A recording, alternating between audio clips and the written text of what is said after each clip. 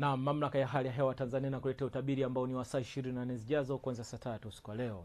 Upepo unatarajia kuvuma kwa kasi ya kilomita 30 kwa saa katika maeneo ya Ziwa Nyasa na kwa kasi ya kilomita 20 kwa saa katika maeneo ya Ziwa Tanganyika, Victoria na maeneo ya Bahari ya Hindi. Hali ya bahari inatarajiwa kuwa na mawimbi madogo madogo. Wakati huo mifumo ya anga inaonyesha hali ya viashiria vya mvua katika maeneo yote ya Bahari ya Hindi, maeneo ya kusini mwa nchi magharibi kuelekea maeneo ya ukanda wa Ziwa Victoria, ili hali maeneo ya kati ya nchi yanaonekana kuwa na hali ya upungufu wa mvua. Usiku wa leo tunatarajia kuwa katika maeneo ya Singida, Dodoma na maeneo ya Iringa, maeneo haya yatakuwa ni makavu. Wakati maeneo ya Songwe, Mbeya, Njombe, Morogoro, Ruvuma, Lindi, Mtwara pamoja na maeneo ya Arusha, Manyara, Kilimanjaro kutakuwa na hali ya mawingu kiasi, mvua katika sehemu chache. Maeneo ya ukanda wa Ziwa Victoria, Kigoma, Tabora, Katavi, Rukwa na yale maeneo ya Tanga, visiwa vya Unguja na Pemba, juu ya Dar es Salaam kwa Pwani kutakuwa na hali ya mawingu kiasi, mvua na ngurumo katika sehemu chache. Mamlaka ya hali ya hewa Tanzania